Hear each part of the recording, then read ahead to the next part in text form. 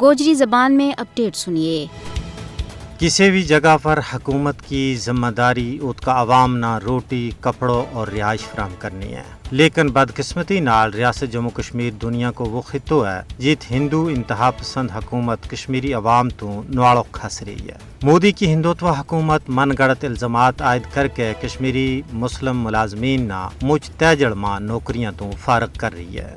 بھارتی حکام نے مزید 4 کشمیری مسلم ملازمین نہ تحریک آزادی نال رابطہ کا الزام ماں نوکریاں تو برطرف کر چھڑے ہوا ہے۔ صرف اتنا ہی نہیں بلکہ مودی کی ہندو انتہا پسند حکومت نے اون توڑی درجنہ کشمیری مسلمان ملازمین نہ مکمل جانچ پڑتال تو بغیر نوکریاں تو کاٹ چھڑے ہوا ہے۔ کشمیری مسلمان ملازمین کی برطرفی کو مقصد ان کی جگہ ہندوستانی شہریاں نہ بھرتی کرنا ہے۔ کشمیری مسلمان ملازمین کی برطرفی دراصل کشمیری مسلمانہ نہ سرکاری خدمات تو پاک کرنے کا ایک بڑا غلیظ منصوبہ کو حصہ ہے۔ کشمیری مسلمان ملازمین کی برطرفی کو مقصد علاقہ کی آبادی کا تناسب نہ بٹانا ہے۔ کشمیری مسلمان ملازمین کی برطرفی ایک بڑی ناانصافی ہے جس میں ملازمین نہ عدالتوں میں پیش ہو کے اپنی صفائی دین کو موقع فراہم نہیں کیو جاتا۔